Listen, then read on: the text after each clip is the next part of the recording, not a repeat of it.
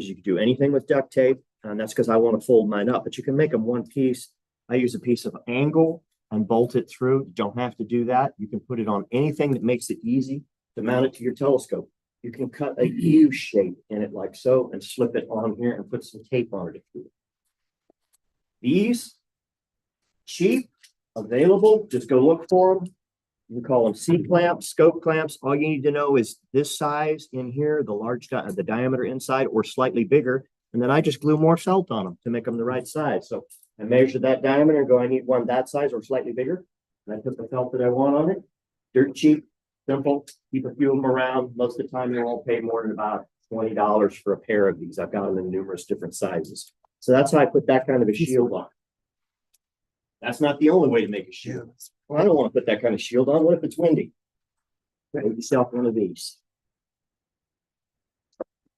This material was given to me by Tara, and she made her first shield out of it. It's used in things like belly dancer outfits or what have you. It's shiny and silver. So she said, I don't have a need for the rest of this. Cool. I'm going to reflect with it. You don't have to put a reflective layer or the dark layer on the back. This is not the most comfortable stuff, the nylon. The one I prefer to use, same concept. It's coated silver. It's ripstop. You can see that. And then what I put on the back is flannel. I pick a dark print flannel of some kind because it's soft, it's absorbent, because it's going to be hot in the summertime, but it's heavy enough it drapes over and gives you a dark room. And you don't have to run one of these, or you can run one. Close it up. Now you got a dark room. You'd be amazed before you can see because your pupils open full. So the things that I make, there's the things that I make the normal way, but I don't have a lathe. I'm with you. I didn't used to have one either. So I showed up here tonight and I made that in 15 minutes. If you go on Amazon and you look for solar filter, you can put bezel. If you put Celestron solar filter, they're going to give you a really pretty printed this. And it comes just like this for about $15 with the filtration material already stuck in here. I'm not going to cut it and commit to this one, but I just eyeballed this, drew it out on a piece of poster board because that's what I had. I would have brought a cereal box, but my wife recycled. It would have looked cooler on a cereal box. So you come up with something like this that is, and that's why we're going to talk about this, point that at the screen board. The reason for that is my telescope is an 8-inch. Do I need an 8-inch bezel? This is where you shake your head no. Your telescope has an 8-inch aperture. You need to measure the opening of that structure, which is going to be closer to 9.5 or 10 inches. And that way, to cover the front, whatever you put on the front, bezel or otherwise, needs to be large enough to slip over the front. A lot of you have plastic covers that are the covers for the front of your reflecting telescope. That's really common. Anybody hold their hand up who's got one of these covers for the front of their telescope, be it a catadioptric, what have you? You notice how some of them have a cap 2 inches or so in diameter in the middle and another one offset. If you take that offset one off, it's got a hole. Take that hole and cover it with this. That's what it's for. Cover it with this. Or cut you out some of this and stick it on that back of that cereal box and cover that hole. That's an offset for right here that we use this part of the mirror.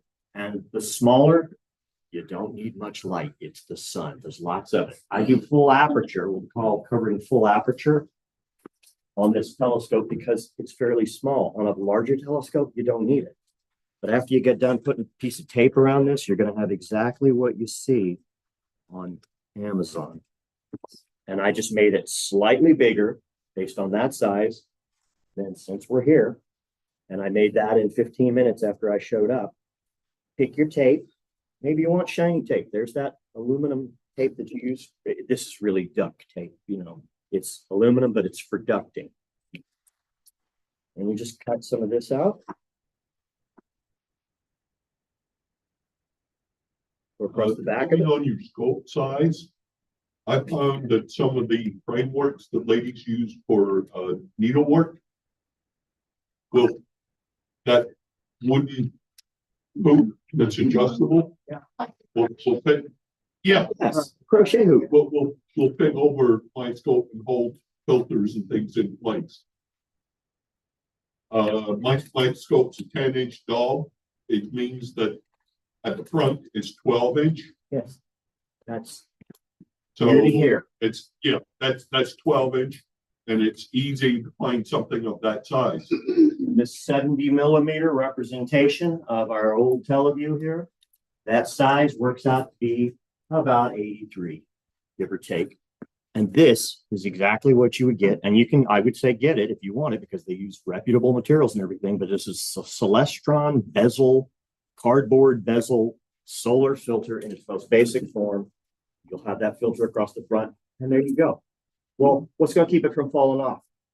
Tape. If you want. Just make sure if you only put 2 pieces of tape, that's easy. You can pop it off when you go to full full coverage of the sun. That's the whole thing when the eclipse is on third contact, they call it. That's the only time, of course, that you can look directly at the sun. So that's the time you want to be able to take this one off. This is the one telescope that will look at the sun when it is fully eclipsed. The hydrogen alpha is great right up until the eclipse covers it all, and then it's black. You can't see a thing. And the Herschel wedge, you really can't see anything because it's peeling off so much of the light. I have a Herschel wedge I sometimes put on the back of this.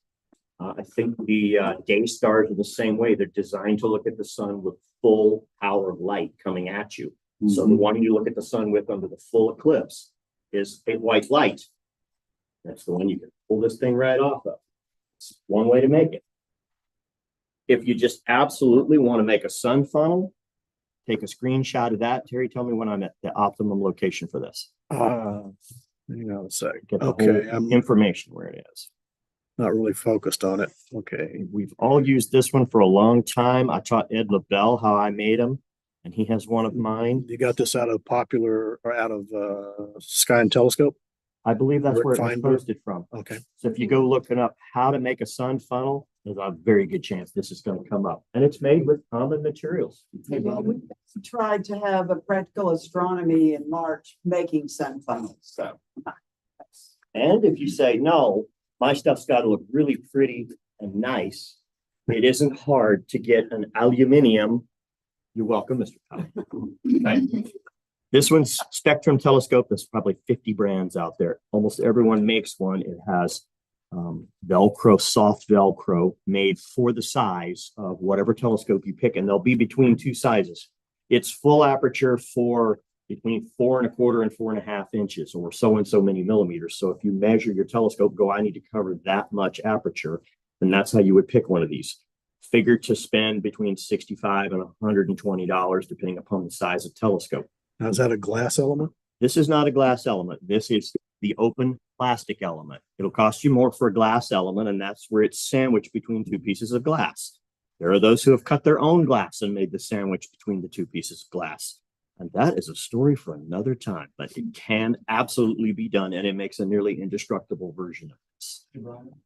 The second you mentioned, you use the white light filter during the total eclipse. Mhm. But during the total eclipse, like, it's safe to take your glasses off and look at the sun. It's safe to take this off and look at the sun. Look at the corona through the So telescope. right after you go, you'll know those last few seconds because somebody around you will know the whole score on it. And it's, here we are, we're coming up on third contact.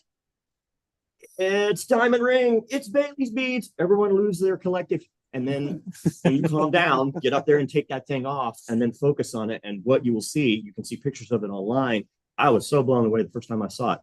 It was in 2017, because it's a completely black disc. But the prominences that you can't see with anything but hydrogen alpha are the color of orange, and they're just bright. I mean, you're not looking at them through anything except a lens that's magnifying. And that's not too bright because it's not shining directly at you. It's brilliant. Just remember to hurry up and get that thing back on when fourth contact happens, because this magnifying glass here is going to put a lot of very powerful energy right through there. And if you're not perfectly aligned, it's going to melt something, which is something that's a danger with things like solar. They get off the back of the eyepiece, thing get very hot or set on fire. When I went to a training of the American Astronomical Society training that Jamie and I went to in San Antonio a couple of months ago, the statement was made, not only can you take the glasses off and the filters during the totality, you must take them off to really get the whole experience. And some people are afraid. I have a friend of mine who said they wore the glasses the whole time in 2017. Well, you're gonna miss it. Yeah, that's when you take them off. Oh, does anybody here want to cut glass and make a really nice one of these? Nobody? Having fun. You want to try to cut some glass? Talk to Dawn. She's done it. So far, the only person I've seen do it successfully. Wow.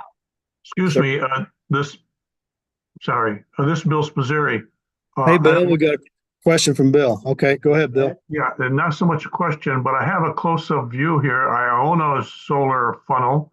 Okay, and so I'm trying to show it in my camera. The hardest part was getting the funnel, and I don't remember where that came from. But then the second hardest part, it was the gray plastic material. Here we go. That goes on the end. It's where you view it, and then it's held on with a hose clamp.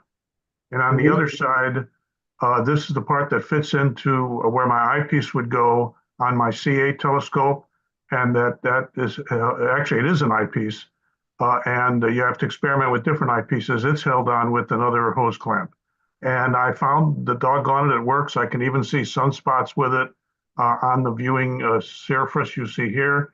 And but again, getting this gray material for the viewing surface was the hard part. Just one of the. The funnels can be bought at auto parts store. They're an automotive oil funnel. And Dawn Davy, Ah, for the covering there, she uses shower curtains, cheap shower curtains. Now, I'm not sure, I guess you get the, They're translucent. I mean, if The you want frosted- pictures with, puppies. did I hear you say shower curtain? Get translucent. Yes. white. Translucent shower curtains. Yes, I have heard that too. I don't know what this material is. It was given to me, but I've heard that works. when That's we it. made Thank- them a few years ago, there was, Phil Schmidt did it, and what he used was some drafting paper that he'd gotten at, I think, Miller Blueprint. So that's another possibility. Tracy paper also. Yeah, and I have some instructions about how to make sun funnels, and I'll see what it says, what that particular suggestion is. And they're not the most high resolution images, but they are safe and it works. Yeah, exactly. Yeah. And you don't Yeah, have you're to not get up on mad- an eyepiece. what's that? I have also used pillow Pillow slips. Yeah, That could work. For assemblage, I did want to get to this one. You decide to build your own, or maybe the cereal box version, and you cut that aperture. I recommend this to glue the stuff together. It's cheap. It's easy to use. It's gooey. It will take you 24 hours for it to dry. It'll get pretty tacky in about 3 or 4 hours. You use far less than you think you need to use. And make sure you don't stretch or tear or do anything to your film should you decide to take one of these. Can you holler?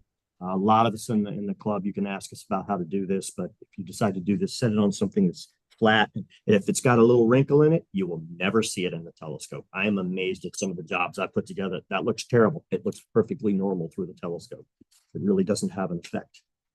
So as long as it's on there and not stretched or have holes in it or any kind of damage, that's the part you don't want because it's not protected. I recommend just to put most of it together. This, any kind of tape, there's two-way stick tape that I use. There's yield duct tape. You can get it black for the back of things. I always put the shiny side out because I like to reject that energy away and try to keep myself cool on the back side because I do this all summer long. Getting close to time. Do we have any other questions? Anything else you want to know for white light at any rate? Question back here, Brian. Yes, sir. The ultra, rare one that you have in the Tupperware box. The ultra rare thing in the Tupperware box. Which in many ways may be one of my favorite ways to view eclipse. Discovered in West Texas by an unlikely group of people. It works wonders. All you need is a dark colored jacket and just stand there. well, I heard Ritz crackers, but I think Saltines, unsalted. Salt gets in the way, and the salt was refracted. Absolutely, this worked very well. Doritos work really well as well. Yeah. And when you're done, you can snack on them. Any other questions?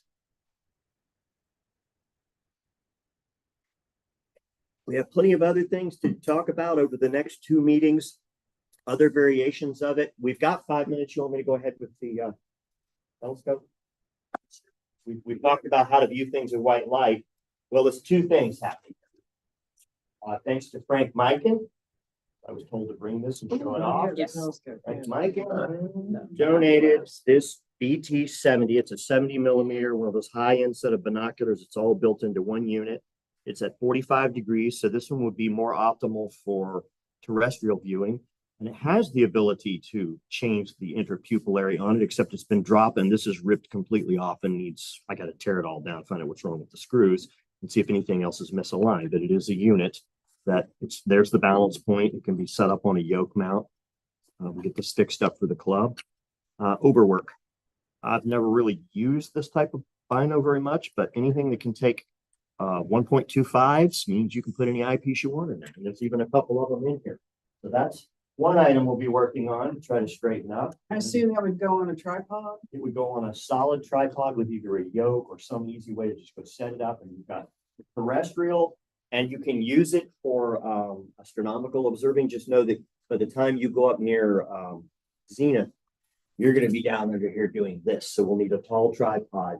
That's why, terrestrial units they're sitting there at 45 degrees, and then most astronomy telescope diagonals, they're sitting at 90 degrees because they're made to be more comfortable for you to view between just above the horizon and zenith. So as a rule, anything that comes with both is you use the telescope for everything. In the 60s, they used to come that way. The other thing we have going, go up to the meeting, probably will be the meeting shortly before the actual eclipse. I'd like to get this in somebody's hands. This is a Lunt. It's one of the first models they made. It is a 35 mm Lunt. It is a single stack. It is tilt tuned. You just tilt this to tune it. I got it from a guy who said it doesn't work. It's pretty much the tone he used. So I got it from him and I sent it to Lunt and had this rebuilt because it was delaminated and the sandwich was no good in here. And then I put a spacer in it, put the mounts on it. So it is universally designed to go on any mount you have.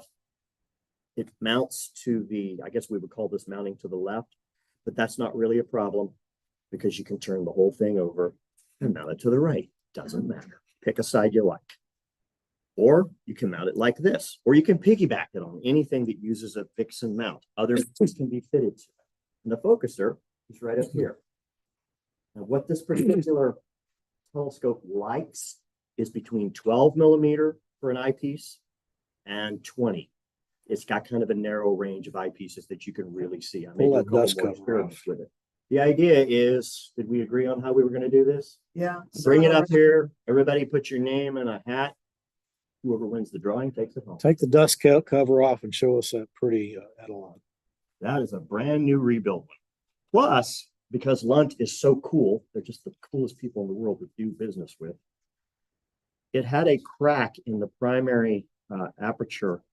I'm not sure what. Somebody dropped it because there's not a mark of it. They even replaced the primary optic on the front. See what the back looks like. Clean. So they did just a bang up job on replacing everything. So I figured, that's worth the investment. Let's get this out there and get a hydrogen alpha telescope in somebody else's hands. And they can take it out to events, show it off, show people the sun in a spectrum that's my personal favorite spectrum in the whole world, where you can see the prominences and all the pretty stuff happening. And it'll be there for the eclipse, right up until the eclipse hits third contact. And then it takes a break for about 4.5 minutes.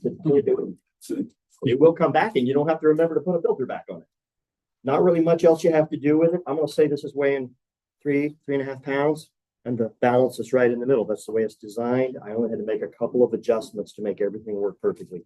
12 to 20 mm eyepieces. I'm going to try to find a spare one to throw in with it. And that is practical astronomy as per the 7:30 on the clock.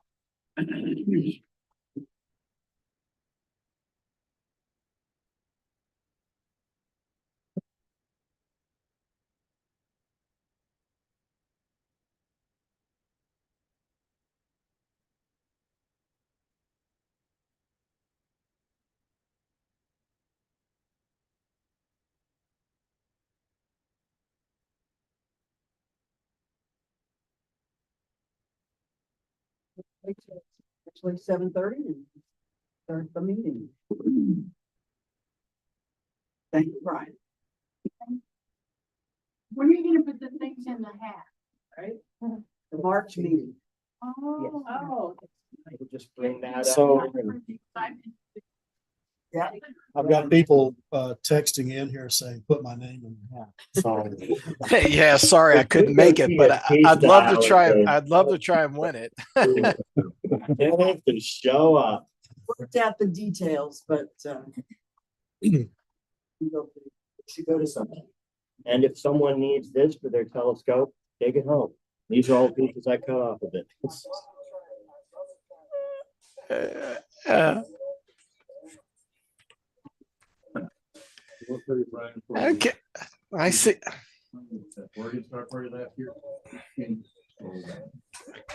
I'd like to mention I'm physically challenged right now, so.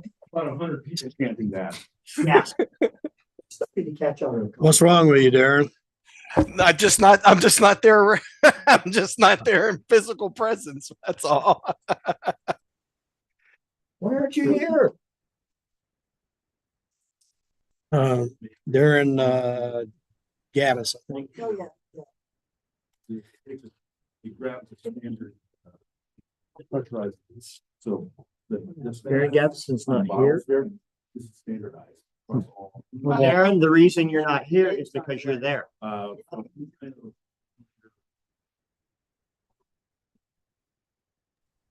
Yeah, that is true. Normal. Hey, I wanted to mention I have an STL file for any of you 3D printers out there for if you want to produce a 125. Okay. Produce a what? a solar shield for your telescopes. It's you just scale it to the size you need and get some M.32 bolts, and you can get the solar material from 1000 Optics or wherever you want to go. 1000 Okay. Optics. Hey, Darren, if you'd put your contact in the chat list and let everybody know you've got that. I'll post it to our Facebook group, and That'd be great. I'll post it on the Tinker things, and you can download it and print. You just have to figure out how to scale it to obviously the millimeter of your objective lens. Jim is both on Zoom and here. 26 and Uh, 15 here. So Let's see. We've got Sean, Ron, The control box has. Mike McKenzie, Mike Brzezinski, Jim's there, Jeff Page, Henry, Linus. I don't really see any, I don't see any of the members at large. yes, 27. And we got- But We've got David this too. here, so. You don't see any other members just on there yet? Not yet. Bring that out to. Nobody, it's like not Ernie or. Right. No, Thank you. Here's Jess coming in. All right. Well,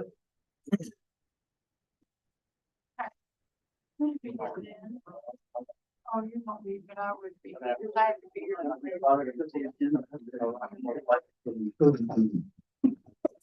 I'll be here.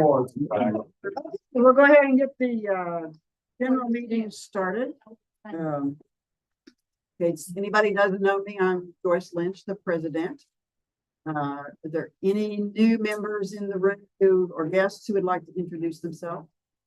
I know most of you. What about on Zoom? Anybody new who wants to introduce themselves? Hello, we're the Longorias. I have the Mario Longoria who just turned 10 and he was super excited to be a part of this group. So we're listening in via Zoom. Thank you.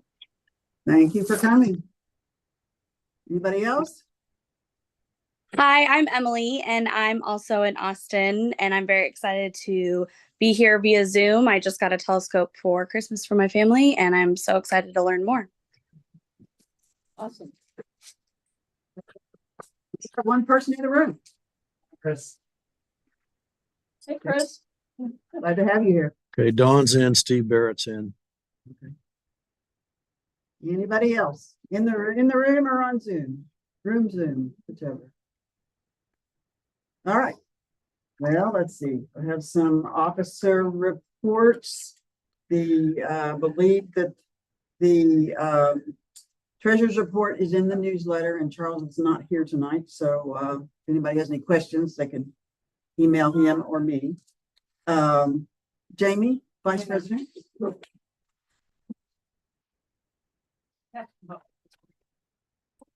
Folks on Zoom now. Yeah. Hello. You can be on Do it together. Song and dance. So hey, I'm Jamie and I'm the current vice president, and one of my main functions, jobs, whatever, is to arrange for speakers and venues for our meetings. And we are back at UT. Yay. This meeting tonight coincided perfectly with the start of classes being next week. So hopefully the parking was a little more manageable tonight. Going forward, we are going to continue to meet here for this semester instead of ACC. You've probably heard me talking about this before, heard us talking about it, that it's been a little bit difficult to reserve rooms there at ACC. And it seems like the only advantage to that location, ACC Highland Mall, is plenty of parking, and it's free and close by, right by the building. Beyond that, this is in many other ways a better venue. So we're going to, I've got it reserved for the next 3-4 months till the end of the semester. And we'll keep meeting here, but if anybody, I'm still taking input. If anybody has suggestions, complaints, ideas, whatever, just let me know. And let me just say that UT is being very accommodating. For example, that door, the main door, is supposed to close to lock at 7 o'clock. But I spoke to our UT contact today, and she said she has asked them to leave that door open until 9:30, so that people can get in at whatever point they get here. So. Yeah, and I've just been talking with folks at parking, and they say there are 17,000 spaces here on UT campus, parking spaces, but there are 70,000 students, faculty, and staff. So hence the problem. Of course, we're meeting here in the evening, and there is still in the works a possibility. Laura just said something about it, right? To me today too, trying to good. see if there's a way to work out some free parking for us other than what's on the street, which is where I was able to park tonight. So. Yeah, good luck with that. So it just other things. It does seem like with UT that they're interested in a relationship with us, and at ACC we're just another outside entity that wants to rent a room, and we were hoping it would be more of a working relationship, but it hasn't been. Susie, anything with St. Stephen's since we had our Christmas party there? Any ideas that would ever work? We've been there for meetings. Yeah. In a way, it's a little bit. It's great for you. Yeah, but it's a little bit more difficult to get there, a little bit farther out of the way. But I will say that Frank Mikan has said he would love to have us come out.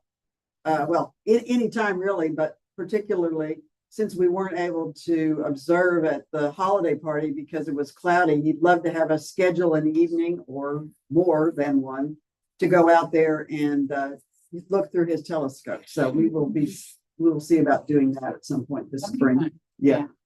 Yeah, thanks for mentioning that, because boy, that was a great place to have a Christmas party. So cool. Yeah. Like a science wonderland. So yeah, that'll be nice to be able to do that maybe once or twice this year. So anyway, that's pretty much it. And we have a speaker from Oregon tonight, and it's awesome. And I don't have anybody lined up yet for March. And in April, we're going to focus on March. I'm sorry, February. Yeah, thank you. I don't have anybody lined up for February. And then in March, we're going to talk about the eclipse. And then, of course, April's the big day. So that's it. Thank you. Thank you, Jamie.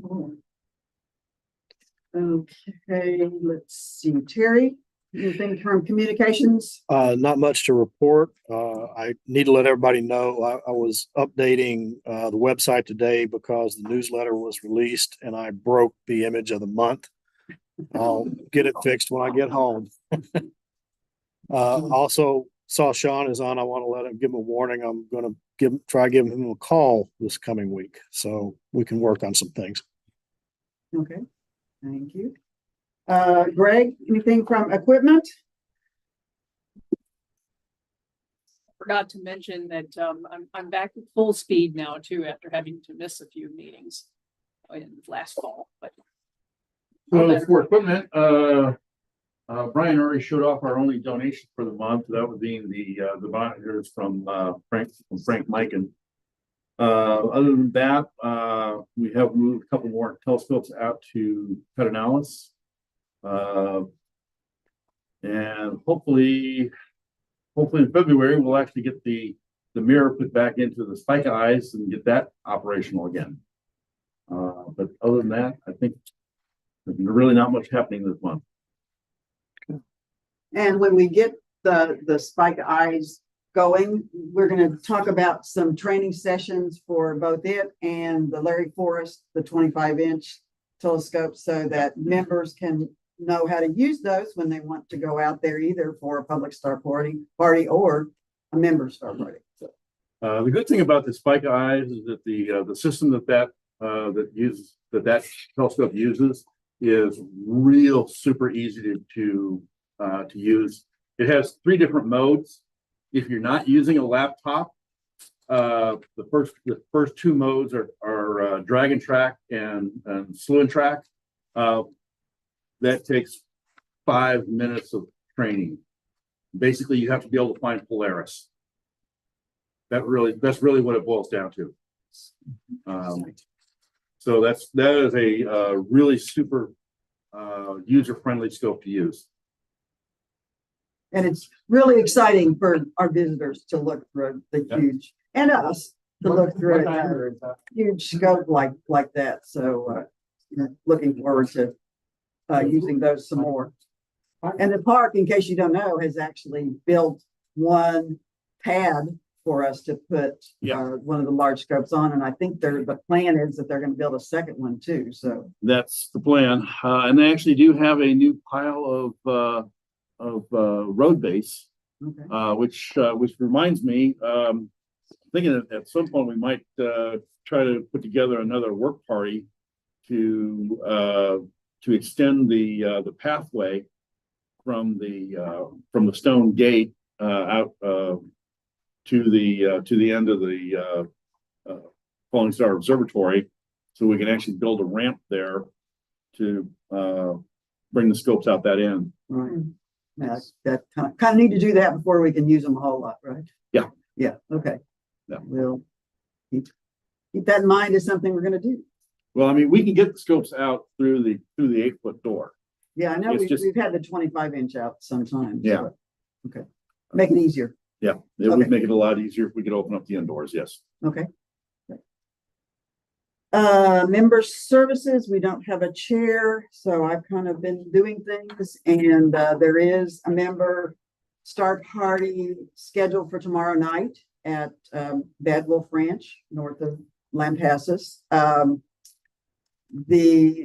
From what I saw on the weather at 5 o'clock, the cold front is supposed to have passed through Lampasas by tomorrow evening with cold and wind, so might not be the best night for observing there, but if anybody is willing to go out, go ahead and take your chances, I guess. But outreach, and LaBelle isn't here. We did a star party working with Atif at the Islamic Center last month or I guess it was last month. Yeah, I guess so. Or earlier this month, I'm not sure. Anyway, did that for a couple hundred people. there is a star party at Dessau Elementary School scheduled for this coming Thursday, I believe. And then our next public star party at Pedernales Falls will be on February the 3rd. That's what's happening with outreach. Let's see, any of the members at large have anything that they want to say?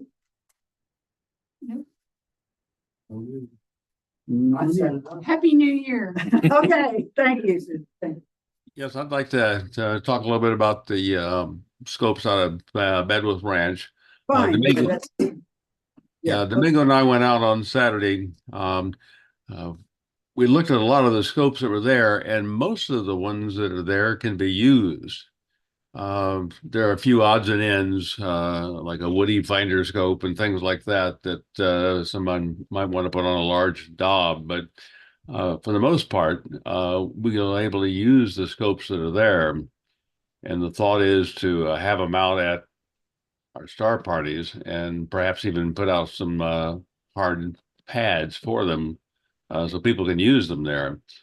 Most of the stuff that's that we think that we ought to be able to dispose of are not going to bring a lot of finance into the club. So they're probably giveaways, as I had on my chart before. We have received back the large GPS 10-inch. There are no eyepieces with it, though, so we're trying to figure out what eyepieces went out with it.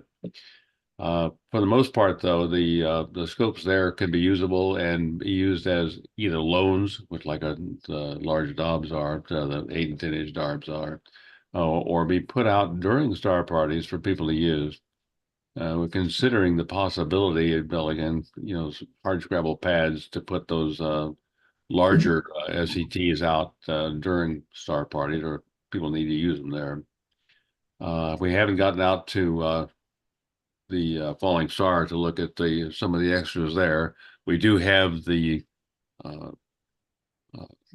tripod that's for the orange Criterion, orange Celestron that's sitting up at Badwolf Ranch. We got to get out there and bring it back. If anybody's out there and wants to do that, and just remembers to bring back the tripod that says for the orange Celestron, that's fine. But we hope to get out there before the next meeting and have a definitive answer for you on scopes that are disposable. The disposable scopes are mostly at Bedworth Ranch, and they're odds and ends. A power seeker that's on the list that really we don't have a use for, is too small. Other than that, I think we probably need to consider outside of these disposable scopes, just go ahead and purchasing loaner scopes without considering those that we currently have. That's it. Okay, that was Steve Barrett, by the way, who's a member at large that has been working with Domingo on looking at what equipment we have, what's worth keeping, what's not worth keeping, as you kind of gathered from what he said. So thank you, Steve. Any other members at large? Anything? I was curious, is part of 2024, I was going to get more into using night vision in my astronomy. I was curious if any members had experience with that I could connect with. I'll probably post something on Facebook. But I've got some equipment that I'm going to be playing around with in 2024.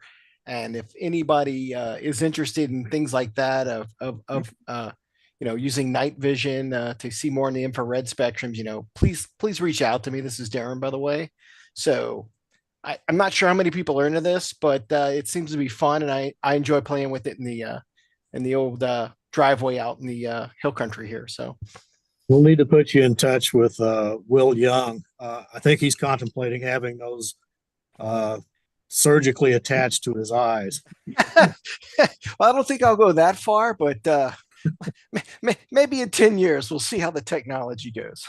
Darren, are you in Discord?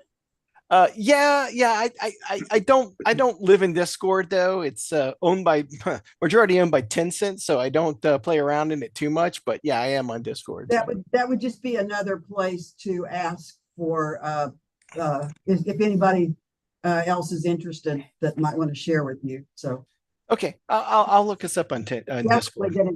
You're definitely going to get members if in the Discord group. On Facebook, it's some members and it's some non-members. So which that's fine, but I would also suggest Discord. I think that's a great suggestion. I just want to put it out there. If anybody's interested, I'm gonna, once Cedar's done trying to kill me, I'll Yeah, there is. Once Cedar's had its way with me for the year, I'll try and I'll get more out with you guys. So don't think I don't want to be there. Just it's Cedar time of the year. So sure. Thank you. Many of us understand. So yeah. All right, the newsletter Nathan sent out today. I don't know that he's on, is he? Nathan, are you on? I didn't see him. Webmaster, I don't think Jake's probably on. No. Okay. Ernie Leaf, is he on? Ernie, are you with us? Dark Sky representative. I think I saw an article from him in the newsletter. Yep. And then is Dawn? Dawn is with us. Dawn is with us. All right. Dawn has Alcor has. I am here. Yeah, okay. So we have some announcements that went out in the newsletter today, but just to give you all a heads up, the rumors were true. The 2024 Astronomical League Convention will be in Kansas City, Missouri this year from July 17th to the 20th. They've already got some speakers lined up. It looks like a really interesting group. Kevon Stassen, who's a professor of physics and astronomy at Vanderbilt University, is on the list, as is Stefan Alexander, who's a theoretical physicist at Brown University. Of course, every year we enjoy hearing from David Levy, comet hunter, amateur astronomer, science writer. I love how he says amateur astronomer. I kind of feel like David Levy falls into the professional astronomer realm these days. And also, for those of you that are Star Trek Voyager fans, Tim Russ, who is actor, musician, screenwriter, director, and self-proclaimed amateur astronomer. It's also going to include several observatory, planetarium visits, a visit to the Linda Hall Library's rare book room. So that's, I'm guessing there's some astronomical background there. More information and registration to come in the next few months on that. Also, for folks that have any interest in doing any photography work during the eclipse, AL Live, which is set for January 26th at 6 p.m. Central Time, is going to have a special session on photographing the eclipse with Alan Dyer. And so that is linked on the newsletter, and you can follow the live stream on their Facebook page or on Explore Scientific's Facebook page as well. Also, if you have an interest in being a part of the Astronomical League board, they are looking for candidates for their new treasurer position. So that information and email for the president to submit your candidacy is also in the newsletter. For those of you that did any of the annular solar eclipse observing challenges and want to take part in getting your certificate for that, they have extended the deadline. So all of the submissions for the annular eclipse observing challenge are now due on May 30th of this year. And if you have any interest in taking part in the total solar eclipse observing challenge, you definitely need to catch up on that information, because part of it does revolve around completing calculations for the Saros period, which requires several months time span, about 6 months. So you need to get started on that as early as possible, because the deadline for that eclipse observing challenge is October 31st of this year. So you've pretty much got until April to begin. After that, you've run out of time to complete the Saros requirements. Otherwise, also in the newsletter for folks that are interested, I know I've spoken about this in the past, the wonderful light sound devices that have been developed by Harvard University to help make the eclipse experience accessible for the low sight or visually impaired. They are having another workshop session. It's going to be a 2 days workshop session at UT. Flyers in the newsletter, along with the contact URL to fill out the form. That's going to be on Sunday, January 28th, and on Monday, January 29th. They're doing 2-hour periods. You can sign up for any and all of them. They have a new system that's not as complex, not as detail oriented, and does not require a couple hours of soldering and completing. They have new PCB models that can be assembled in 15 minutes. And their goal over these 2 days is to complete 300 of them. So if you're interested, you don't even have to have extensive soldering experience to do it. Please feel free to sign on up for those and help out. Additionally, sort of on the outside realm, Astronomy on Tap, for those of you that attended in November, is back. I'm still waiting to hear on what their cold weather contingency is going to be, because right now their location is outdoors at Celis Brewery, but that is currently slotted for this coming Tuesday, the 16th.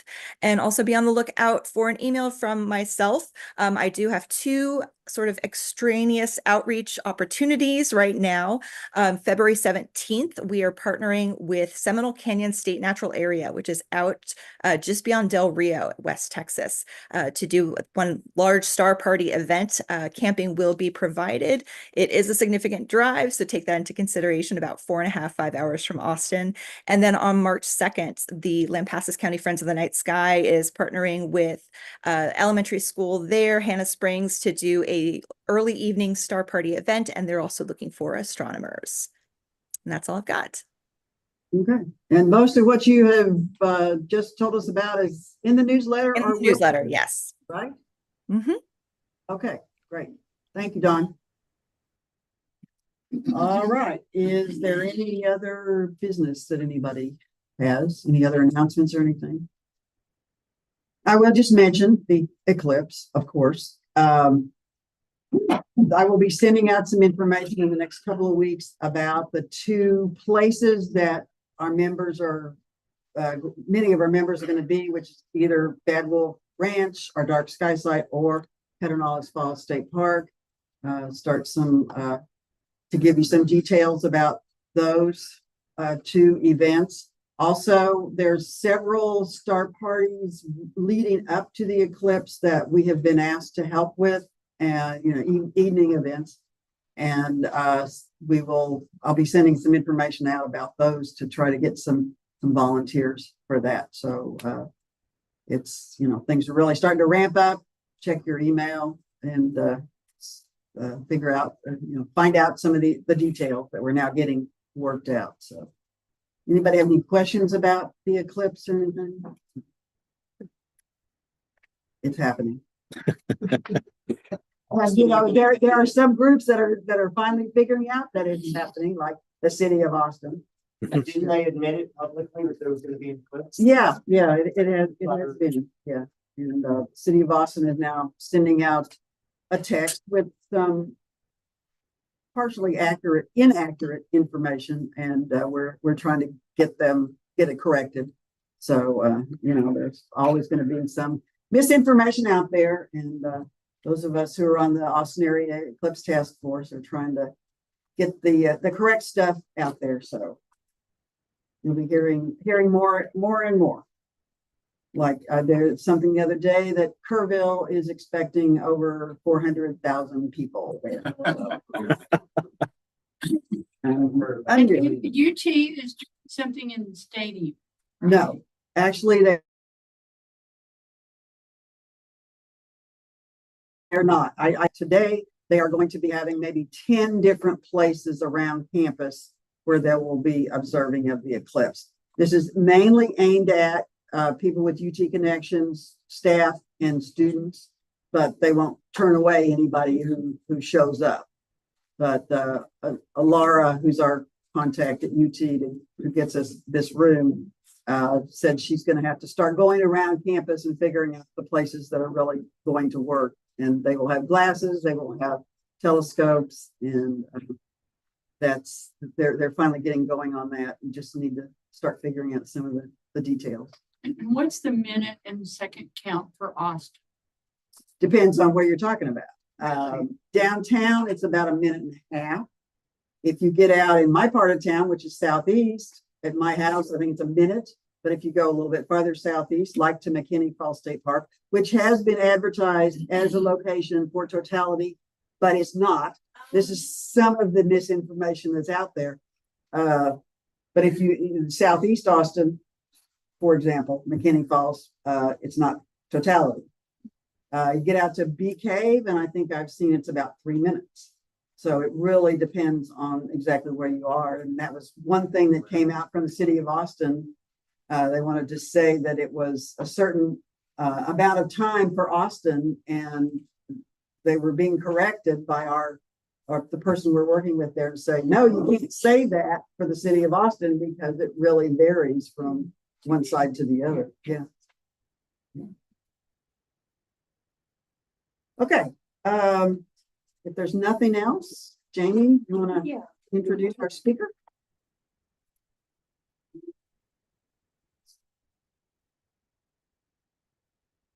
Hey there, I am going to introduce our speaker tonight. I don't know him very well. In fact, it was Greg, thank you, who made the suggestion that I reach out to the gentleman. He's up in Oregon and is a member of Rose City Astronomers. Okay, that's a group up there, astronomy group there in Oregon is Rose City Astronomers. What's the city it's out of? Portland. Portland, okay. I guess that's the nickname. Weird city. So I've had a chance to, I've emailed with him, but he's called me, which is delightful. Who talks on the phone these days? And so we've had some good conversations, and I really like his perspective. He's going to talk about some of the work he's done in collaboration with other amateur astronomers. And it reminds me that's a big reason we get together to work together and come up with new things. And also he mentioned the last time I talked to him something about this pursuit. I don't want to call it a hobby, but our love for astronomy gives us this kind of cosmic perspective that a lot of people don't have, and we understand how much is out there, how big is the universe, and it just gives us a different perspective of everything here on a tiny little Earth, little insignificant Earth. So, yes, sir. Like Mark Johnston had a way of putting it in his emails. So if you're outside at night, look up. Yep. Something very, very similar to that. He put it in all his emails. I love it. Love it. Love it. So thank you. And that was Brian. And so I'm proud to introduce Bhavesh Parekh, our speaker. Thank you, sir. It's nice to meet you.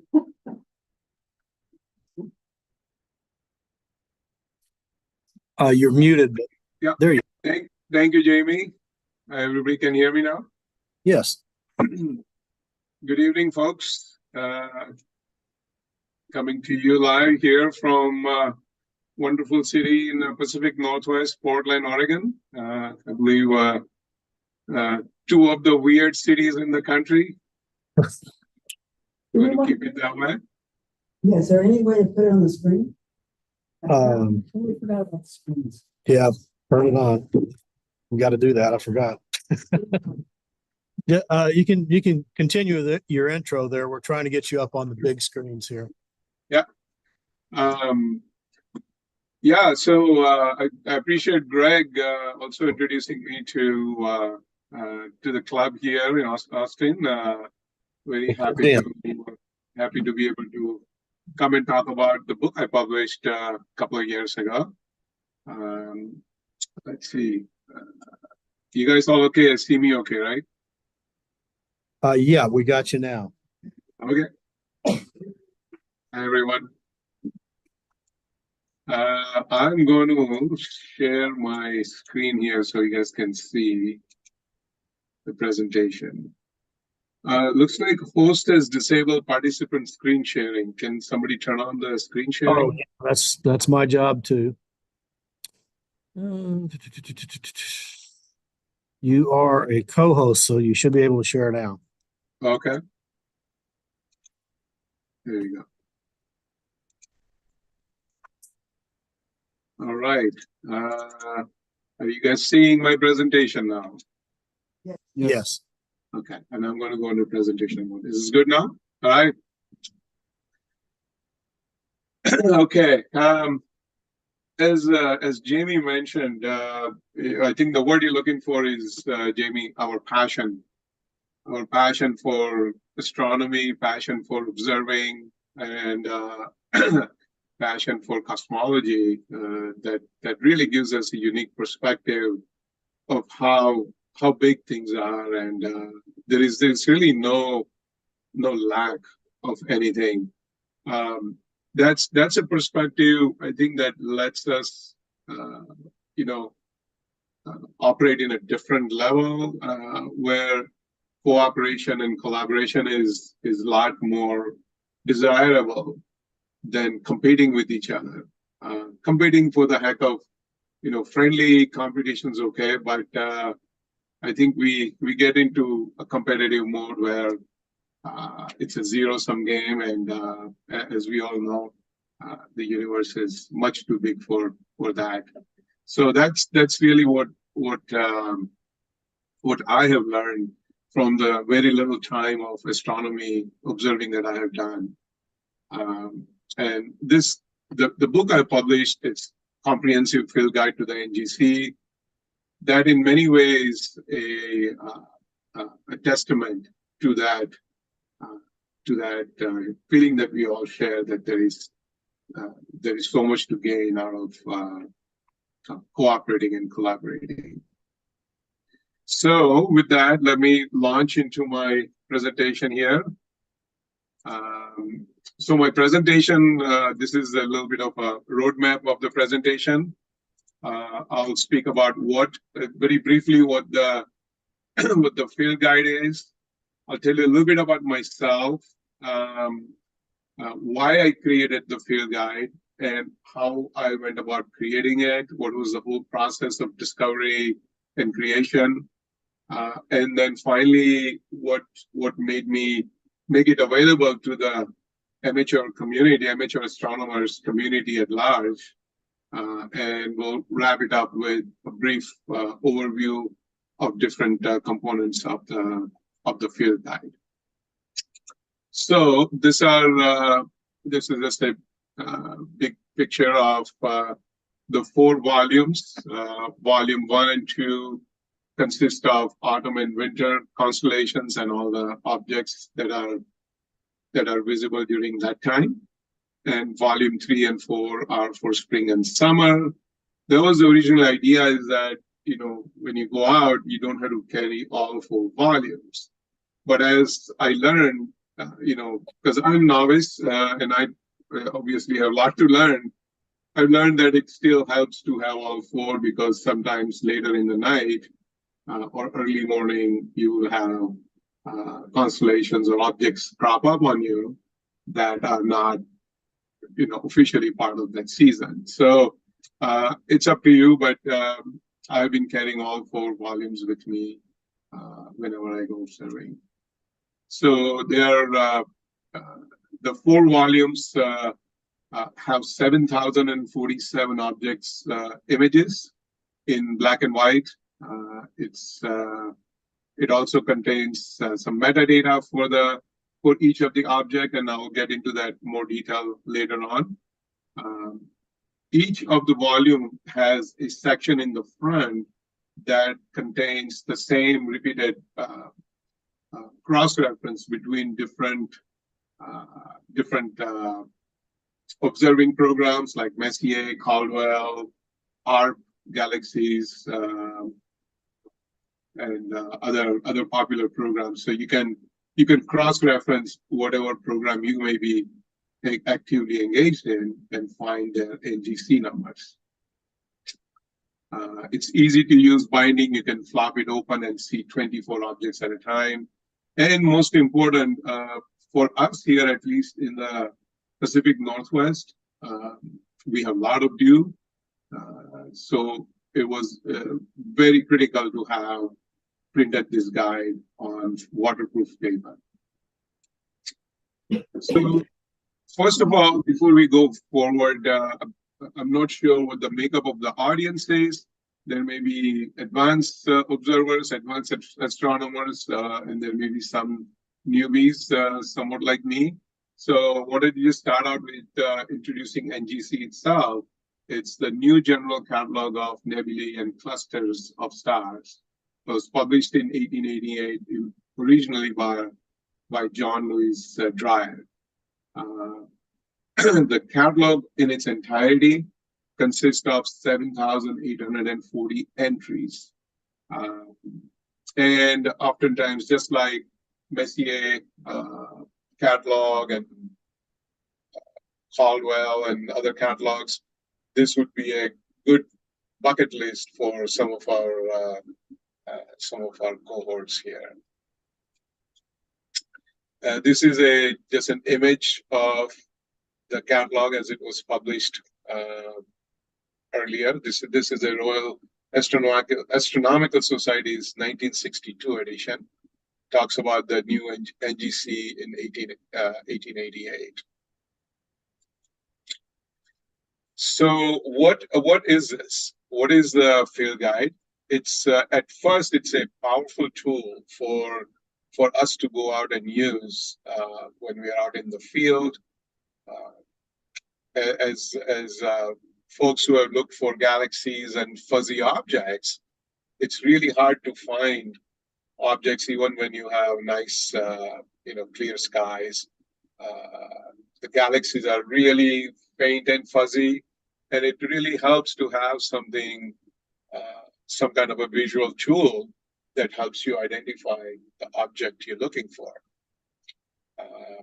The book also, if you use it during the day, it helps you kind of come up with a observing plan for the night. You can look at the constellation that you're going to be focusing on and find out what objects you want to look at in that specific area.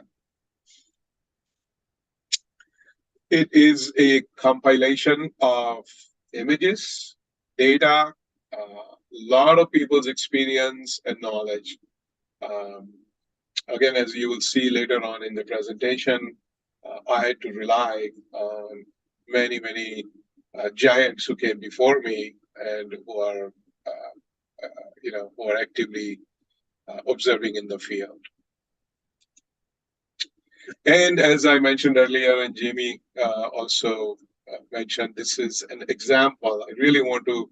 This is the most important part of what I've done, why I've done it. It's an example of what's possible when we come together and work together in cooperation with each other. So I'll start with a little bit about myself. And let's see. So who I was when I completed the initial draft of this book. I got into astronomy with some of the skills and tools I had acquired throughout my life, and then I also needed additional skills and tools that I did not have, and how I went about getting those skills and tools so I can put together this volume. So by training and education, I was a software engineer, so I could write programs, I could write scripts, and those helped me download some of the images that I have in the book. I'm also an amateur artist, so kind of helped me format the book and put it in a somewhat of an aesthetically pleasing format. I'm also an owner of a print shop, so I'm familiar with printing process and what it takes to put together volumes like this. Even before I joined astronomy, I was always fascinated by the night skies. Whenever we went out to the beach, coming home, I would always want to pull over and we go through some dark skies, and I just want to get out of the car and take a look at the moon or the stars. I'm really very free with asking questions. I have zero inhibitions in asking questions to anyone who would listen to me and answer my questions. I think this was a very important factor in me learning about astronomy and observing skill and obtaining observing skills. So this is all I had when I came to the astronomy field, and all of this would not have all the skills wouldn't have helped me put out this book. So what was the most important ingredient that was missing when I started this? And that is the Rose City Astronomers. So that's the club that I belong to here in Portland, Oregon. Portland is called, its a nickname is Rose City, and hence the Rose City Astronomers. It's a very active club, founded in '88. And at the time when I wrote this presentation, there were about 600 members. I believe currently we are over 800 members, active members in the club. And the club organizes many dark sky star parties, has a lot of outreach programs, goes to the local schools and other associations. The club also has a very well-stocked library of books and telescopes. And this was very important because when I first joined, I didn't have a telescope. And I checked out the telescope, and that's what really got me hooked to this hobby. And the most important, again, of all was many observers who were willing to help. And as the old saying goes, if I've seen further than others, it's by standing on the shoulders of these giants. Again, to summarize my observing background, I started in 2016 when my wife, Rena, got me a surprise membership to the club. She thought she was only spending $20, but 5-6 years later, that count has changed a little bit. I went to my first star party in September of 16, and then I checked out an Orion 12-inch Dove. I kept it for 3 months, and that was it. I was in. I ordered my first telescope in spring of 17, and it was a 15-inch Obsession ultra compact. And then that year I must have made additional dozen or so trip in the field. Every chance I got, I was out in the field observing. 18 was not so good a season. We had a lot of fires and smokes here, and a couple of star parties here and there. 2019, I went to my first Oregon star party, and in 2020, I had several other star parties in Washington. So this was basically all my astronomy experience while I was working on the book. So why did I create this field guide? And so pardon me, my couple of my slides have gotten mixed up. So time to time you will see something that may or may not belong there.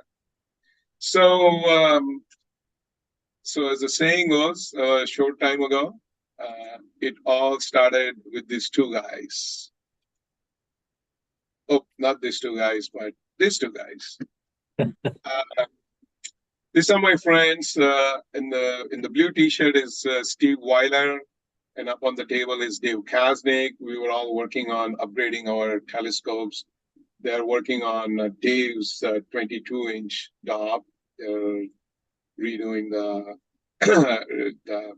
the whole setup to make it computerized and automated.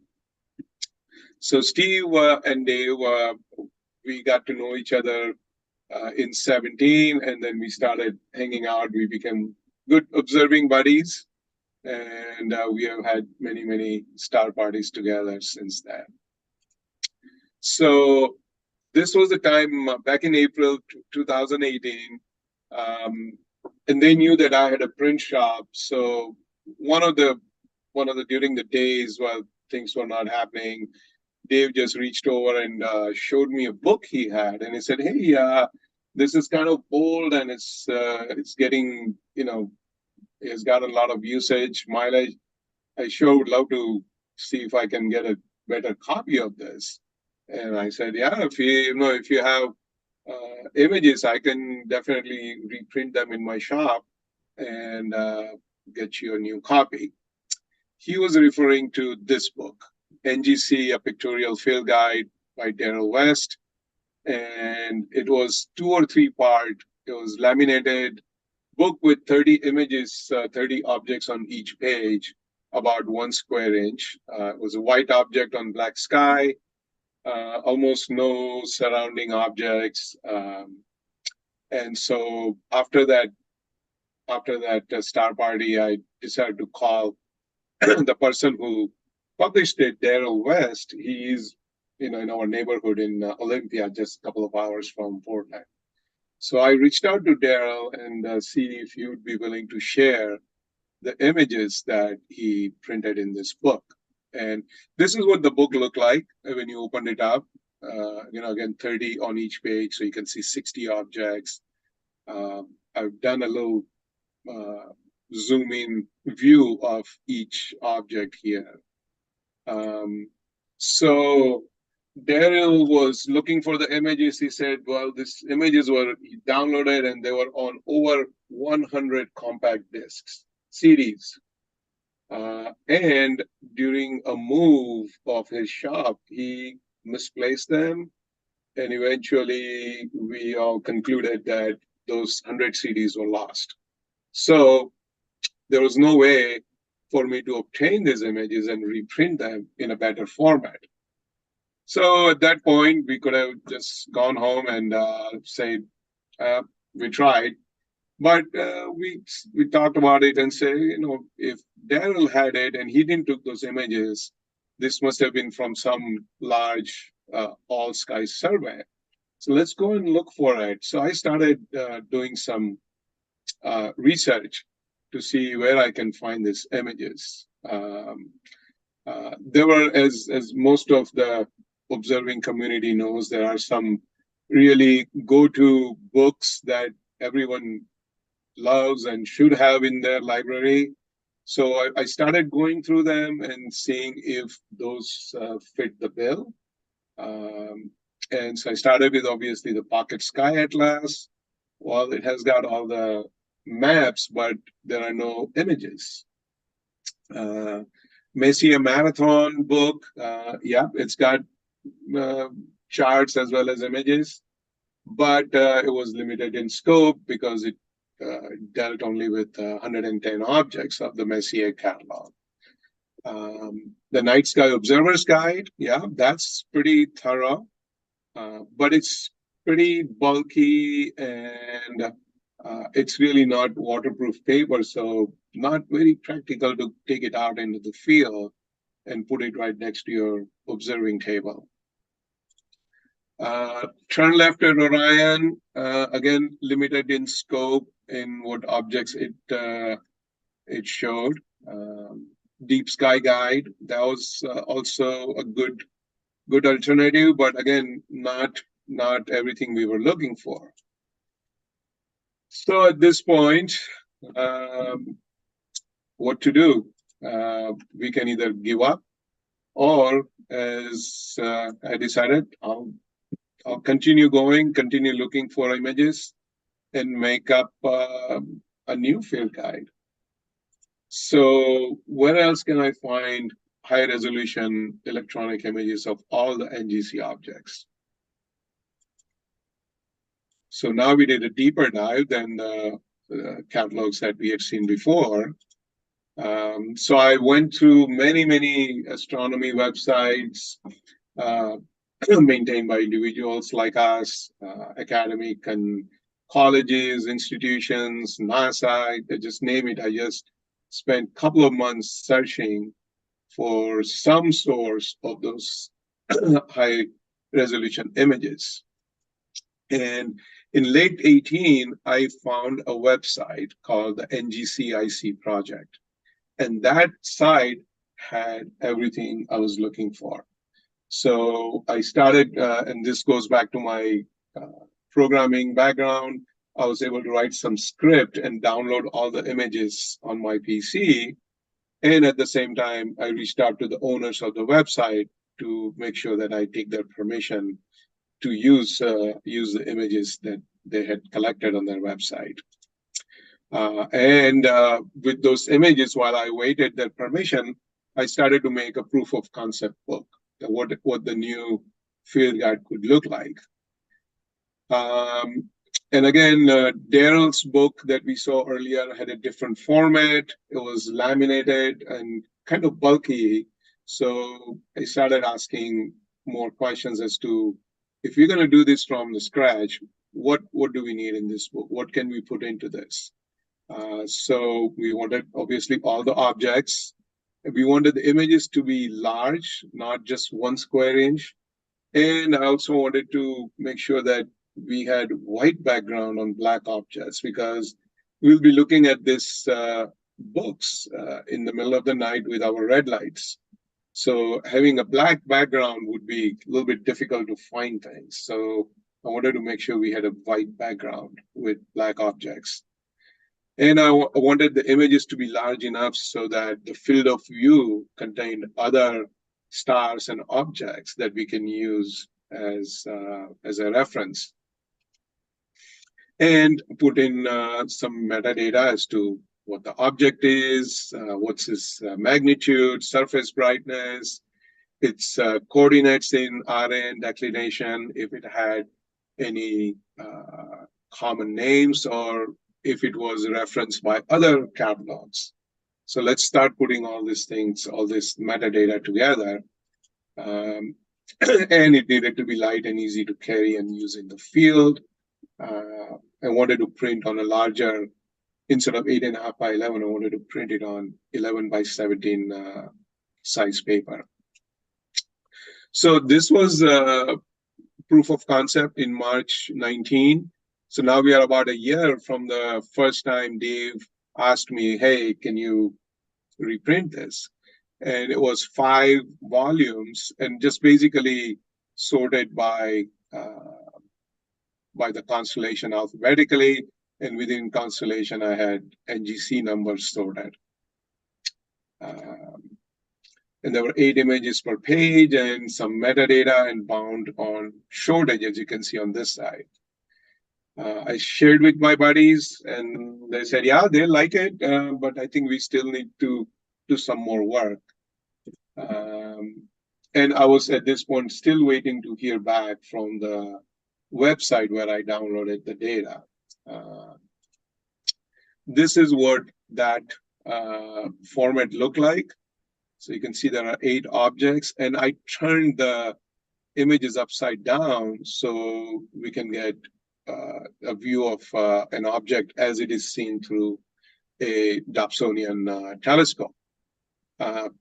Mostly because I figured that whoever is observing this is going to need a big dog. You won't be able to see it through very clearly through any refractors. So here I am. I've downloaded all these images and created a proof of concept, and still waiting to hear from the owners, who I thought were the owners of these images. And at one point, I went back to the website, and all of us realized that the entire trove of images that I downloaded was missing 300 plus NGC objects. So that was a setback. And the second setback was in spring 19, the website was taken down and it was just completely gone from the web. I couldn't find any more information. So, and there was again no response from the owners of the original website. So what do I do at this point? In 19 May, I continued looking and found a website by a gentleman named Wolfgang Steinicki. And I suggest everyone to look up his name. He's got amazing website with lots of resources. And on his website, he had some data on, and his website was referenced by many other websites. So I figured that he is a well-respected and well-respected source of information if he's being cited by many websites. So I contacted him and he called me back, and the first revelation was, where did all those images come from? And that was from a DSS, the Digitized All Skies Survey that was conducted in 70s and 80s, and has gone through many iterations. I believe currently the survey is on 15th or 16th iteration, but the images I have used were from the first and second survey. So I was able to find the images, and this is again one of the fellow members of RCA collaborated with me and showed me a couple of ways of the sources of the images and how I can download them. So those were two big steps ahead in my pursuit of this book. So a little bit about the DSS. It's an all-sky photographic survey, and it was created as a GuideStar catalog to support the Hubble Space Telescope program, and as their website says, also as a service to the astronomical community. That's us, everyone sitting here, as well as in other clubs around the country. So the survey consisted of two sets of images. One were Southern Hemisphere surveys that were taken by the UK Schmidt telescope, and the Northern Hemisphere survey was conducted by the Palomar Observatory. And each of these surveys were being the copyright was distributed between the Anglo-Australian Observatory and the Caltech. So I reached out to both of those organizations, and they provided their permission to use the images in my book. So I wanted to shout out to both of them. And without their cooperation, again, I wouldn't have been able to publish this book. Now, as I'm moving forward, I have all the images. I have the approval of the owners. While I'm doing that, I got a call back from Dr. Steinicki saying there is another book that does really what I was trying to accomplish. And at that point, we took a pause and said, well, if there is another book out there, then I don't need to go forward with my efforts. If it's already there, well, let's just use that. So I went to web and found this book, and it was published by several authors in Japan, Numazawa and Wakia. They use the same data from Dr. Steinicki's website and the same exact DSS images. Well, that's great. That saves me a lot of efforts to put together another one of this catalog. This is what that catalog looked like. So as I started looking more deeper into this, I realized that it's definitely a beautifully created book, but the images are still small. It's about 1 square inch. They're also white object on black background. And the whole book was one thick, bulky volume. I wouldn't want to take it out in the field because the paper wasn't waterproof. So while that volume is great for at-home perusing, it would not be a good tool for use in the field. So I said, okay, let's continue with our efforts to create a different version of this. So we stopped and updated our wish list as to what else we want in this book. What came up was waterproof. We needed an index so that you can easily search an object, just say NGC 2532, and it tells you what volume it is in, what page it's on, easy to find. We wanted the field of view to be variable based on the object size. So we had to come up with some kind of algorithm to say, if an object is, let's say, 2 arc minutes, then we wanted the field of view to be printed in 10 or 15 arc minutes. So you have enough background and enough objects around it. I also wanted to put in reference tables so you can go from Messier catalog to NGC. You can go from Caldwell, Herschel, Art, and so easy to find those those objects.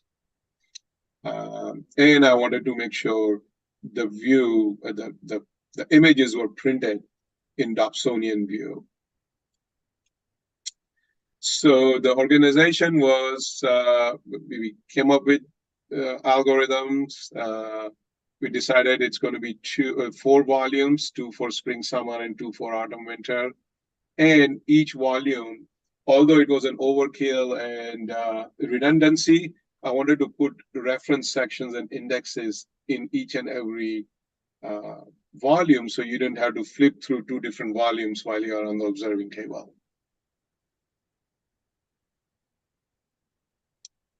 A lot of people were saying that, well, why are you printing this on paper? Why don't you publish it as in a PDF format or some kind of a computerized automated app? And these were some of my reasons for creating a paper guide. No power needed, no light trespass, no internet needed. And most important, when you open up the book, you can see 24 images, 24 objects at a time. And you will see this later on in the presentation as I go through the different components of the book. So, again, if you remember, this was just a friendly, can you reprint this? It was, once I got done with the book, I was going to keep a copy for myself, and Dave and Steve each will have a copy, and then we'll just use it and be happy, and nothing more to it, nothing less to it.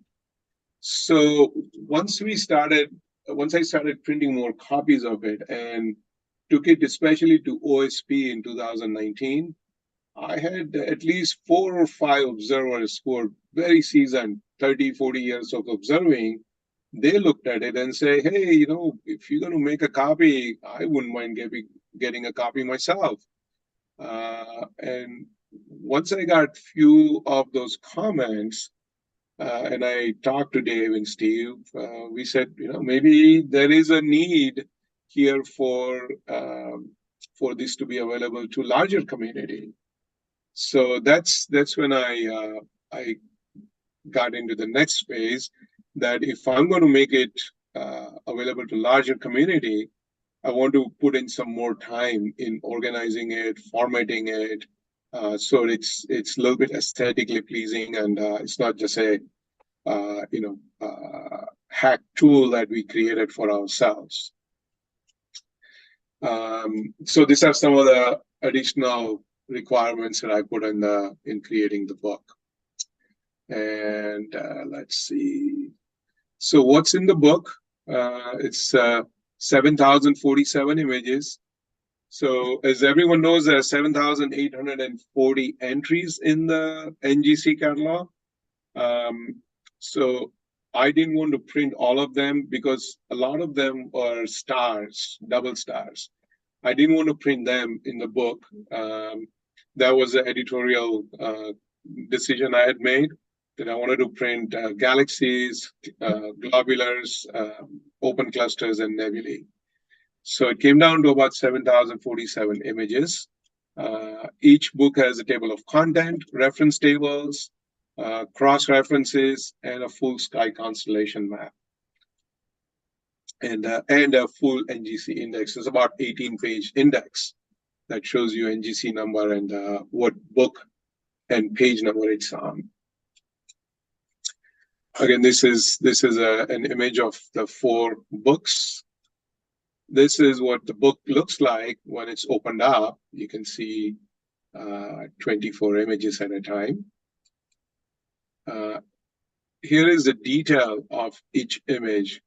So I print the NGC number, what constellation it's in, what's some of the data about the object itself, whether it's a galaxy, what kind of galaxy, coordinates, its magnitude, and the distance in light years. If the image or if the object shows up in any other catalog, and what's the other catalog number, any common names, And most important, at the bottom, I printed on the bottom left is the actual field of view. So this one is 17 arc minutes, 17 square arc minutes, M51, one of the most popular objects. And the object itself is 11 by 7 arc minutes. So when you're looking at looking through your eyepiece, you know what your eyepiece's field of view is, and then you can kind of see what it would look like in your own eyepiece. I'm going a little too fast here. I just want to pause for a second, see if anyone has any questions at this point.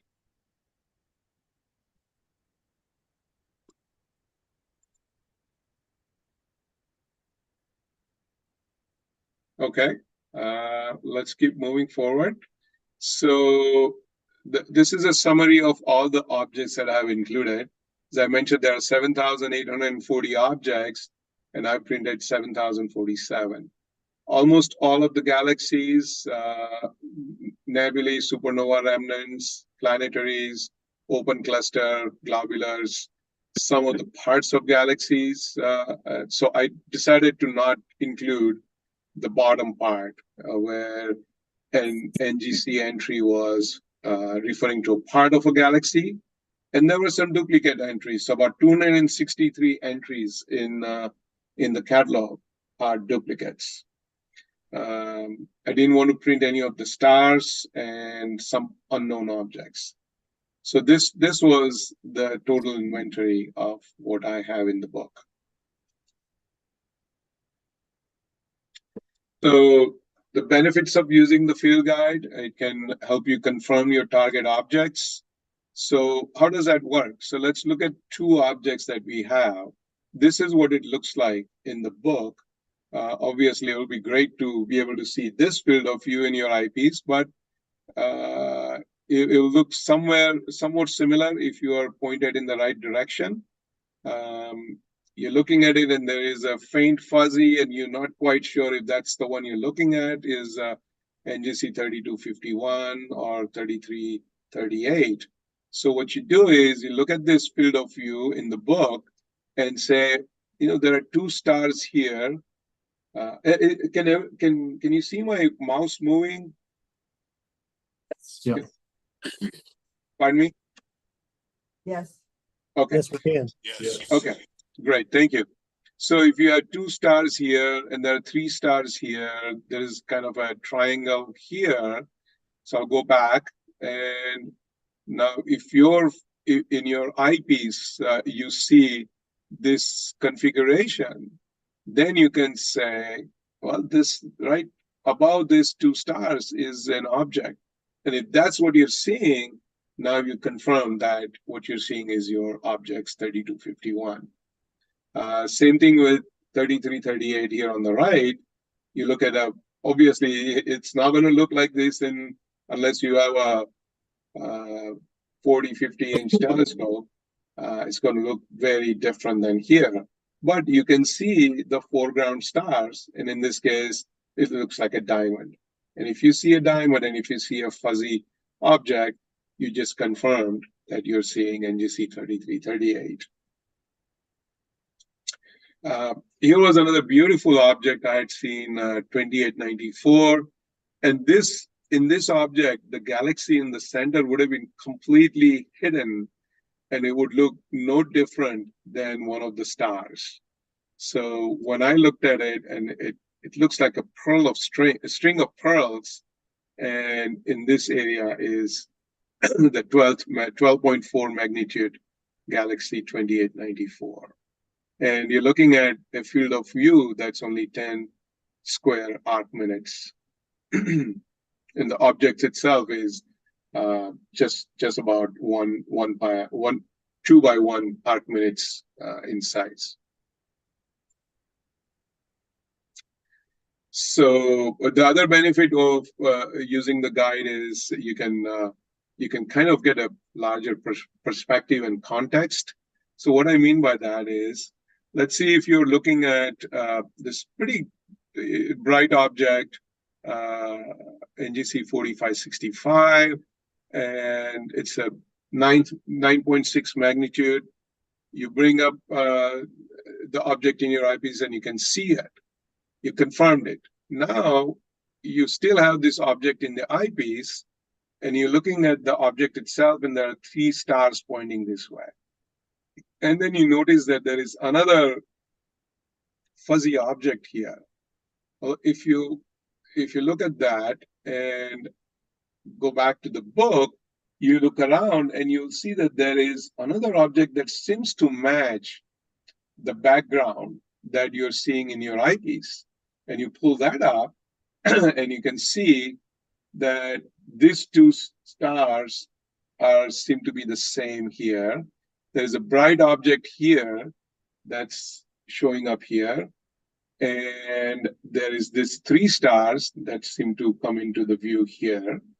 And if you confirm all these 3, then you can see that the object that you're looking at is indeed NGC 4562, a 13.4 magnitude object.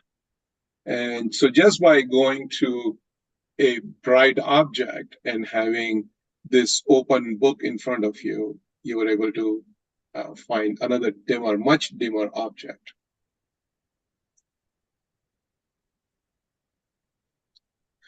So, kind of step back, we looked at the book, we published it, and I think it's out in the field. Folks are using it. Many people have in Portland as well as around the country have been using this book.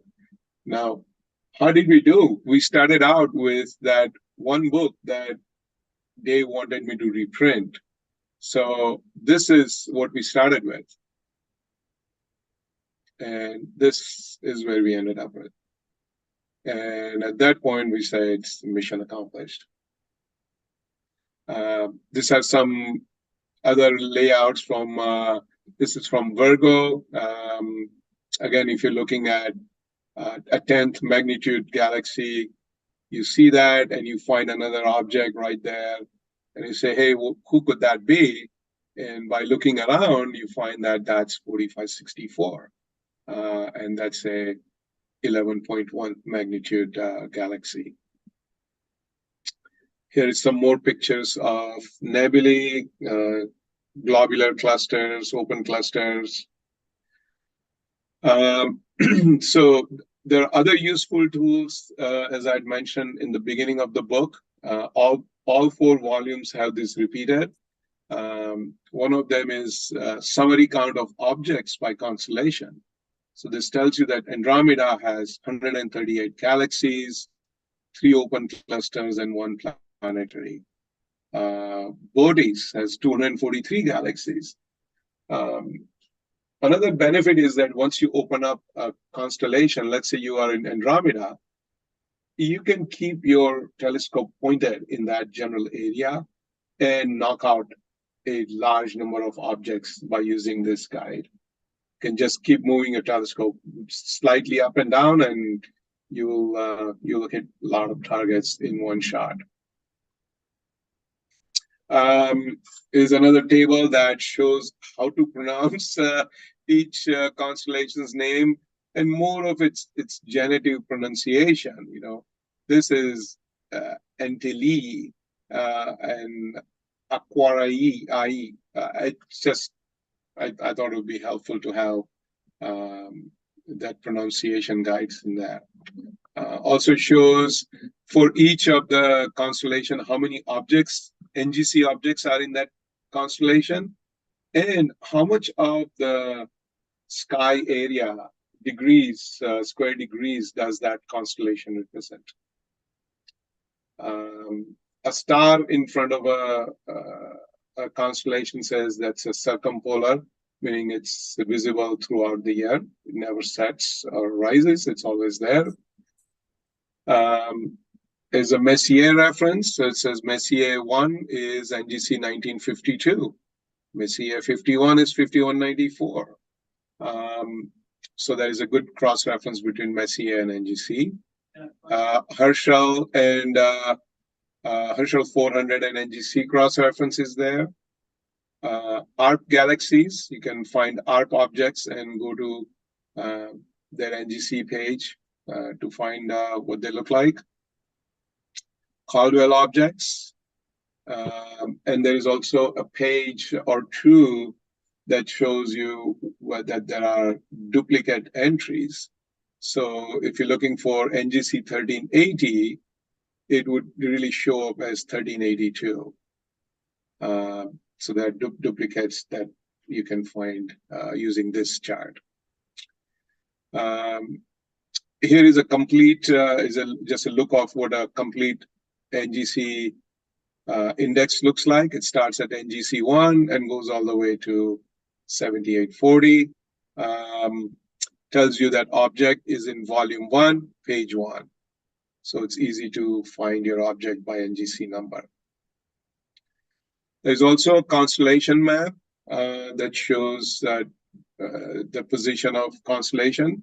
Right next to each constellation, I have written down two numbers. One shows what book it's in and what page it is in. So you can have a one comprehensive view and tell what if you want to find objects in this constellation, where do you need to go? Also, if on this diagram itself, if it's italicized, it's autumn-winter constellation. If it's non-italicized, then it's a summer-spring constellation. I got some feedback from people who got these books from me, and they've been using it in the field. Just some of the positive feedback I've had. I was happy to see that the book has been useful. And is a list of folks in my club. Shout out to them. I couldn't have done what I've done without their participation, their support, and most importantly, camaraderie and friendship in the field. And that really concludes my presentation, and I want to open it up for any Q&A that the club may have.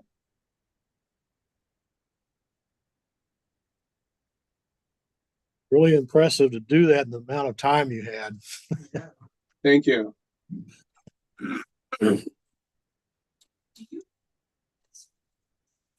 Okay. Let's see. I'm going to buy it. I think somebody's asking where it can be purchased. Oh, you can go to my website, pdxastronomy.com. Let me see if I can pull that up again.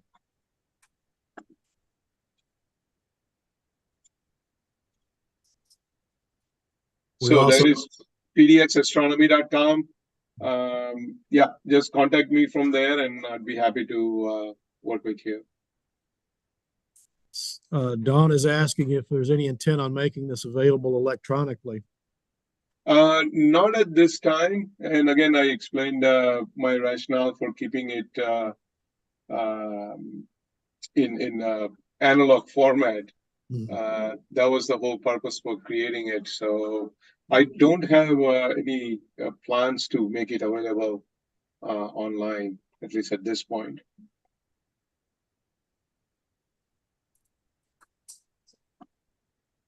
Sure. Bhavesh, do you have physical copies right there? You can show us one of them, like the size of it compared to. Oh, can you hold one up to the camera? You know what? Let me see if I have it in front of me. Hold on.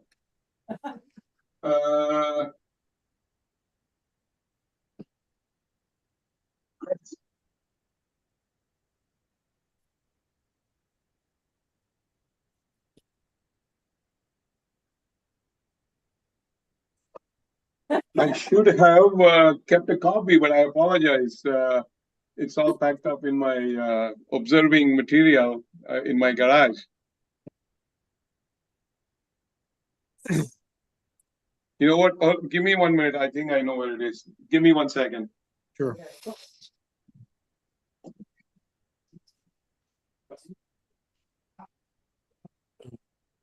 Thinking white background with the dark contrast. Yeah. And you can see that with red light. think it might be a good, bug purchase. Yeah, I have it. You said. Yeah. Be great. I think it says it's for the two together, for the 4 volumes, it's $225. I think it's four volumes. Sounds like a motion or next. Here you go. Yeah. All right. So we'll tell them that when we get back, when we get back. We're building a bit of a library. Yeah, yeah, be great.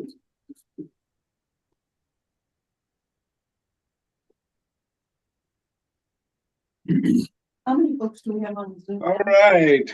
Thanks for your patience, guys. 20. Here we go. Oh, There it is. so I can change your spotlight here. Yeah, is it coming up okay or? Well, you could stop. Well, trying to get a bigger view of you here. Yeah, hold on. Side by side. That's not going to do it. What happened to the spotlights? Yeah, just, I think standard is. Okay. No. Hmm. And then My video camera is this is what it looks like opened up. can you stop sharing, Bhavesh? Yeah, if you stop sharing, we'll spotlight you. Oh, okay. Hold on.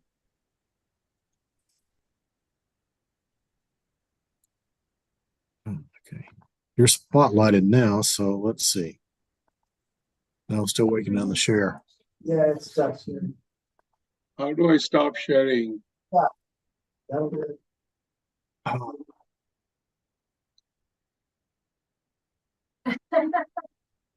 I don't have a way to stop sharing this. There you go. Oh, okay. There we All go. right.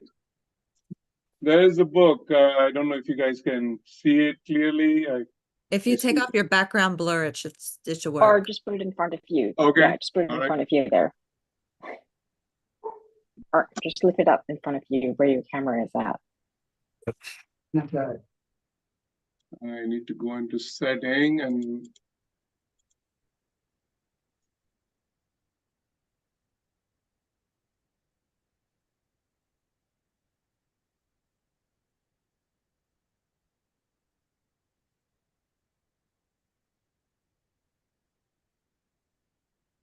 I can't find the setting.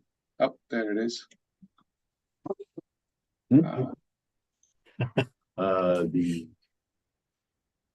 end of July, early August. Okay, there we go. There you go. Beautiful. So that's volume 1. And you can kind of see the size now, relatively. And this is what an open page looks like.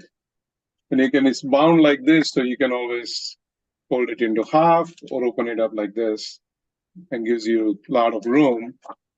Yeah, we should balance Yeah. that.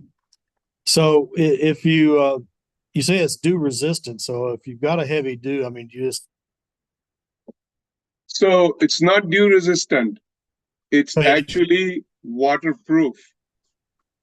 okay. Before I printed a large quantity, I ran a test. And one part of the test, I took a piece of paper that was printed on and I dunked it in bucket of water. I left it there for 5 minutes. I took it out, wiped it clean. It was good as new.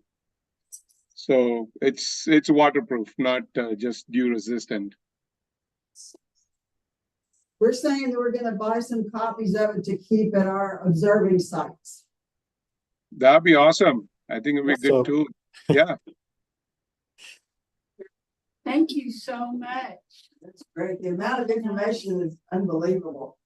Yeah, you're welcome. Again, like I said, this is, I wish I could take full credit for this, but it's the, the amateur astronomy community came together and just really helped this happen. Is there a question? Oh, yep. Got another little chat. Hang on. That's Don saying, brilliant. Thank you. Thank you. You posted your website address in the chat, so people can take Okay. note. Did somebody put it in the chat or you want me to put it in? Yeah, Henry's asking, is it best used with a large daub? Yeah, be cautious if you end up getting this book, you're gonna want a bigger dab. 20, I think, is minimum. We already want that. What's that? We already want that. Okay, well then you can have the book. So, as I mentioned in my presentation, my first telescope was a 15-inch, which is pretty powerful, especially for a novice. But once I published the book, I realized that I couldn't see most of the images from my 15-inch. So my friends and I, we ended up making a 24-inch DAW for me. Now I can see a lot. Yeah, this thing really grabbed me by the throat, astronomy. You know, in the 2 years, I just, it's more than even passion, I would say. Just really love it. Love it. So, love what it brings to us. If you have I'm wondering how any special handling for Galaxy clusters. So if you took the Perseus cluster, Perseus, say, NGC 1275, and are you going to show like enough field of view there that you see several other of those galaxies and all of them have NGC numbers? Yeah. Or think of Stephan's quintet. Yeah. Each of those get their own page, their own entry. No, they're all printed, each NGC object printed exactly the same way. But here I'm going to show you something because I have book number 1, which is Andromeda. So if you look at, there's a huge cluster of 67, 68, 69, 70. See what that looks like. Oh, I got to turn the blur off. Hold on.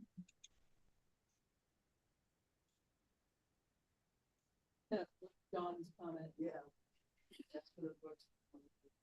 Okay. Let's see. See if we can see that. You see all the galaxies that are kind of next to each other? Yes. So that's what your whole grouping would look like. Okay. And So this you're going to way see you, that general image replicated several times for each Yeah. of the galaxies. Okay. Yeah. So the one that this one is referring to is one exactly in the center. Okay. So this would be 69. This is 68 right here, right? And so you can see the whole grouping. Okay. And I've used this, like I showed in the presentation, where you find one and then you kind of see somebody peeking in the corner here. They can say, hey, who is that? Oh, that's this guy. Then you move your scope just a tiny bit, and boom, you got a new object in center. Question. Yeah. So what's the range of zoominess? In other words, how do you determine how much of an area to cover for each one to get enough of the peripheral around it for context? You know, some of them you've got them in that group of duplications there. Some of them are zoomed in or some are out. How did you determine in each case, okay, we need to include this much? Yeah. So there was a fairly complex discussion with my buddies. And, you know, like, so this one is, this cluster is, this object in the middle is about 1 minute by 1 minute. So we ended up doing 10 square arc minutes for this. Okay. If it was Andromeda, let's see, 31.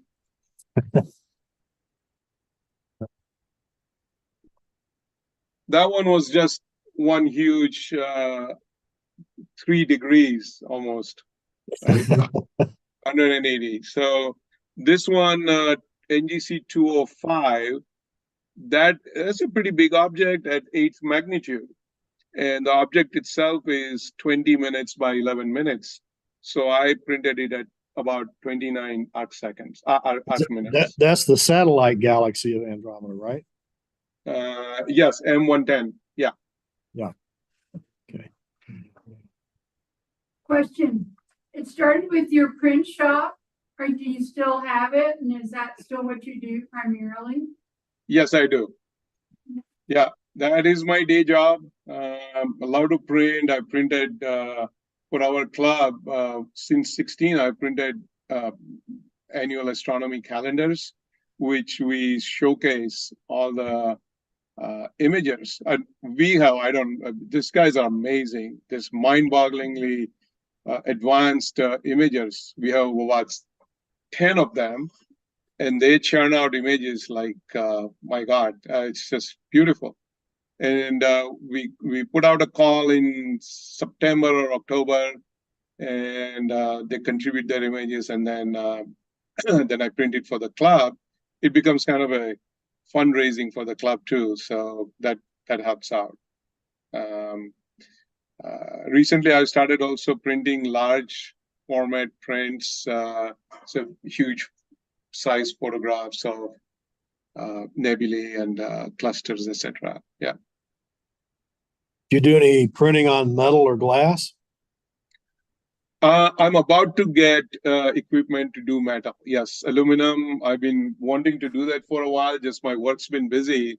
But I think this year, I actually already have quotes from some of the vendors who make it requires heat press and sublimation printing. It's a whole different process than just printing on a regular printer.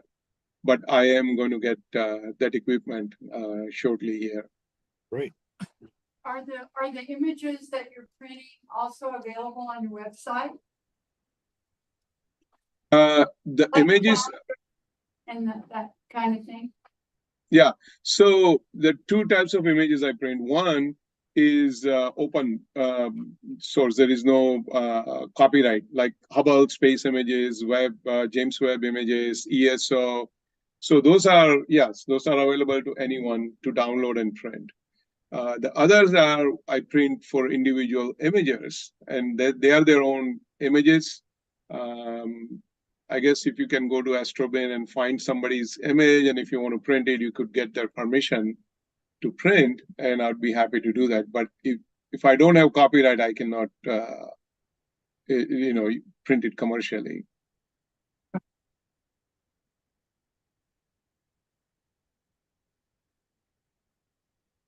Okay. Any more questions? Mr. Perez? Yeah. You PayPal account. I'm sorry, I can't hear you. Check your PayPal account. I think he's just ordered one. Thank you. I wanted to make a comment earlier in the conversation before I started my talk. Somebody mentioned night vision. I have one, and yes, if I could, I would surgically attach it to my eyes. If you have questions, please call me or email me from my website. One of the most amazing thing that has happened after I got night vision eyepiece is the whole domain of nebulae opened up. Yeah. With our regular eyepieces, you can see kind of a fuzzy thing, and if you have filters, you can see some more definition. But this thing is just completely blown the nebula domain open. I want to see if I can pull up some of the images I've taken with my iPhone, looking through the night vision eyepiece. Let's see.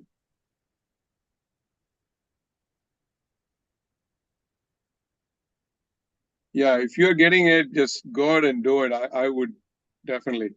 So this is what Horsehead looks like through my eyepiece. Yeah. That's Horsehead. That's awesome. This is Flame. And this is both of them together. This is just looking through my eyepiece. Fairly wide field. Yeah, yeah. Look at the M1. Look at the definition on that. Yeah. Let's see.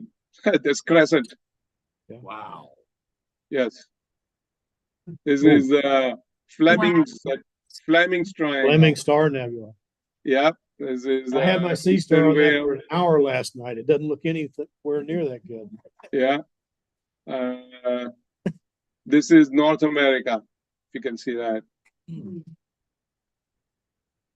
So yes, night vision, definitely. If you want to do it, that's yeah, it's crazy. I spent entire night just looking at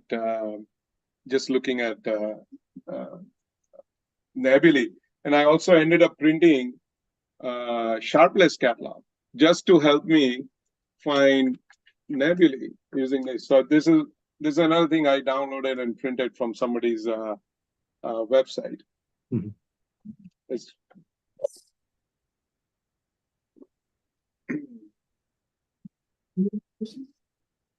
Okay,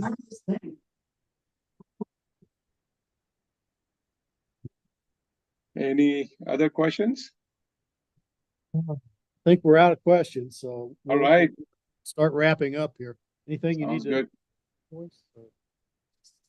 All right. Well, thank you guys for your attention, and thank you for inviting me. It's a privilege to speak to our other fellow astronomers. I really enjoyed it. Thank you Well, very much. thank you so much, Behat, for being with us. We appreciate it. Yes, sir. I guess some of this, anybody wants to go over to Crown and Anchor. Somebody, Dawn is great. Yes, Dawn. Oh, clapping. Oh, that's clapping. Okay. Thank you. Thank you.